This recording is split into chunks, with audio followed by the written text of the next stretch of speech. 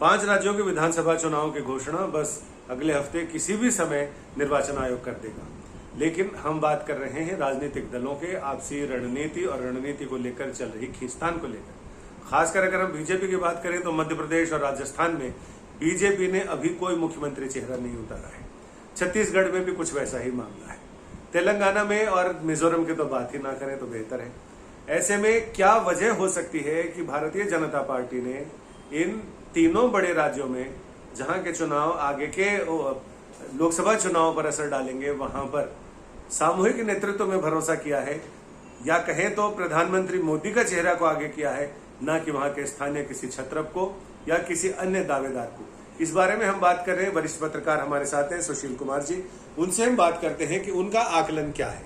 तो सर, अभी तक भारतीय जनता पार्टी ने सिर्फ सामूहिक नेतृत्व जैसी बात की है, तो इसका क्या मतलब है और उसका क्या मायना निकाला जाए? बीजेपी की दिक्कत यह है कि उनके यहाँ मोदी सबसे बड़ा चेहरा और वही उनकी कमजोर कड़ी भी है। उनको लगता है कि मोदी के नाम पर हम सारे चुनाव जीत जाएंगे, लेकिन विधानसभा चुनाव में ये एक के बाद एक, गुजरात को छोड़ दें तो कई राज्यों में वो फेल हो चुका है। मोदी सबसे बड़े क्राउड पुलर है विधानसभा चुनाव में भी अक्रॉस इंडिया, इसमें कहीं दो राय नहीं है।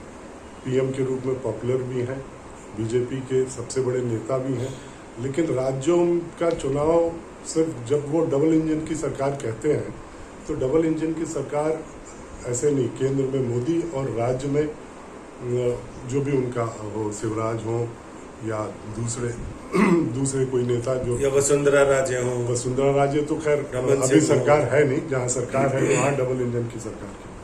कर्नाटक में जैसे वो डबल इंजन की सरकार कह रहे थे, वहाँ वो फार्मूला उनका कामयाब नहीं हुआ। अगर आप डबल इंजन की सरकार कह रहे हो तो आप उस सीएम को ही प्रोजेक्ट नहीं कर रहे हो अगले चुनाव में सीएम के रूप में, तो वो एक रणनीति है, बल्कि उसका नेगेटिव असर भी पड़ता है मुझे लगता है। दूसरी बात, एंटी इनकम्बेंसी के लिए तो आपके लिहाज से तो आप जैसे मध्य प्रदेश में आपने किसी को प्रोजेक्ट नहीं करना चाहते कि ताकि वो एंटी इनकम्बेंसी का असर उन पर न पड़े, या जैसे कर्नाटक के लिए भी ये कह सकते थे। लेकिन दूसरे राज्यों में जिन राज्यों में इनकी अपनी सरकार नहीं है, छत्तीसगढ़ हो चाहे मध्य प्रदेश में राजस्थान में, वहाँ ये तो बहुत ही रणनीतिक भूल है और वहाँ सबसे बड़े पॉपुलर नेता के रूप में उनको प्रोजेक्ट करना चाहिए। लेकिन इन्होंने उन नेता को साइडलाइन कर लिया और ये कहा कि मोदी जी ही के नाम पर ही चुनाव लड़ेंगे। मुझे लगता है बीजेपी की ये जोखिम भरा कदम उनकी रणनीतिक भूल है। तो इसमें बीजेपी को फायदा क्या और नुकसान क्या, आपका आकलन क्या? नुकसान, विधानसभा चुनाव में नुकसान साफ दिख रहा है कि मोदी जी विधानसभा चुनाव में मोदी जी क्राउड पुलर होंगे, लेकिन विधानसभा चुनाव बहुत सारे स्थानीय मुद्दे, बहुत सारे एंटी इनकम्बेंसी, वो एमएलएज की एंटी इनकम्बेंसी, कई बार आप देखेंगे कि कई पार्टियां, कांग्रेस हो जो, वो अपने मौजूदा कई विधायकों को बदल देती है, जिनकी रिपोर्ट होती है कि नहीं उनके यहाँ लोकल में उनके खिलाफ बहुत माहौल है, तो बदल देते हैं और कई बार वो रणनीति बहुत कामयाब होती है।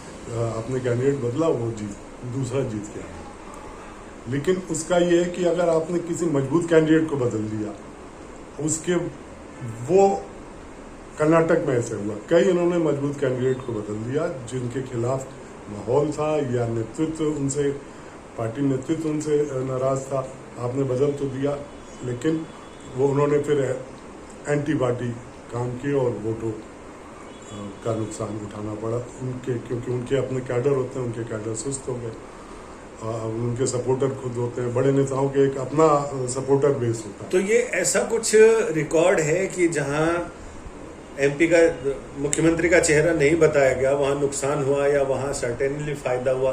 ये तो एक दांव है जो लोग चलाते हैं। दांव है और चलाते। कर्नाटक में इनको फायदा नहीं हुआ। आपको याद होगा कि आरएसएस के मुखपत्र ऑर्गेनाइजर ने लिखा था कि अकेले मोदी के नाम पर चुनाव हम नहीं जीत सकते, बीजेपी को ये सोचना चाहिए। तब कई पंडितों ने कहा कि नहीं, ये तो विधानसभा चुनाव के लिए कहा था उन्होंने, ऑर्गेनाइजर ने।